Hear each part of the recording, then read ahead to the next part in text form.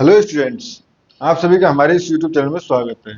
Students, हम D U P Y Q basically BSc math honours algebra के paper है 2022-23-24 का क्वेश्चन नंबर 6 बी पे हम पहुंच चुके हैं। क्वेश्चन नंबर 6 भी क्या कह रहा है? Define order of n element in r group G furthermore so that if order of a is n and a to the power m equal to e then n divides m. ठीक है, तो इसको हम solve करते हैं। तो सबसे पहले order of n element, order of n element, ठीक है। Let a be a element, an element of group G, group G, then order of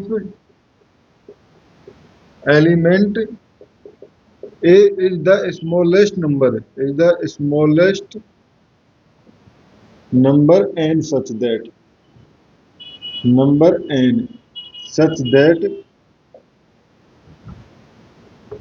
A n equal to e, a n equal to e यानी a को पर ही हम जो operation जिस भी group से ऑपरेशन में डिफाइन है तो उसको हम एन टाइम डिफाइन करें और आइडेंटिटी एलिमेंट आ जाए। ठीक है, तो ये हमारे पास जो ऑर्डर ऑफ ए की डेफिनेशन होगी। ठीक है स्टूडेंट्स, नाउ अब बेसिकली एन से जो भी छोटे नंबर है उनके लिए ये जो है a to the power n not equal to e होगा। ठीक है, now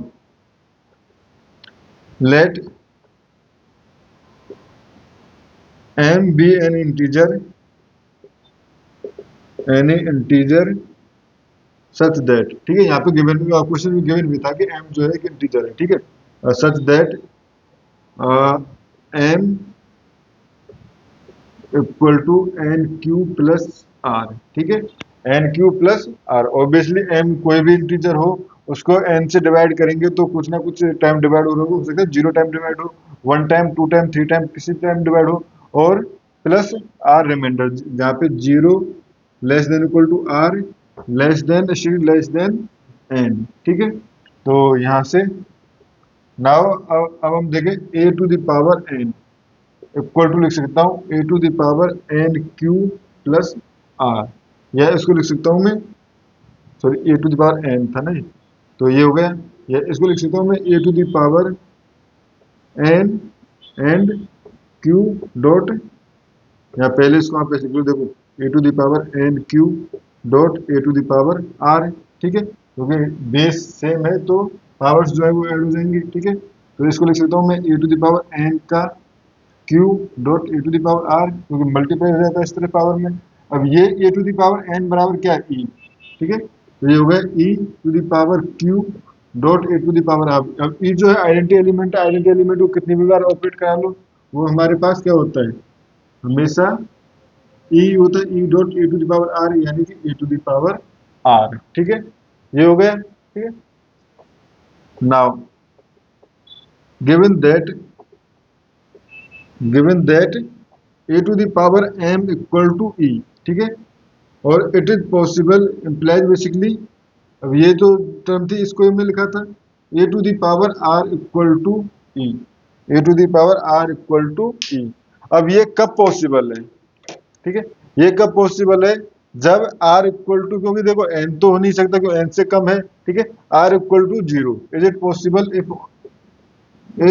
it is possible, it is possible if and only if r equal to 0। ठीक है, क्योंकि और किसी के लिए तो ये इक्वल है ही नहीं, क्योंकि ऑर्डर जो है वो स्मॉलेस्ट नंबर है यहाँ पे। ठीक है, तो r equal to 0 implies m equal to n q, या एन डिवाइड एम। ठीक है, एन डिवाइड एम। ठीक है, तो ये हो गया, और जो कि हमें शो करना था। ठीक है स्टूडेंट्स, तो इस क्वेश्चन में तो हमें बस इतना ही करना था। नेक्स्ट क्वेश्चन में क्वेश्चन नंबर 6 सी के साथ हम मिलेंगे। Thank you students.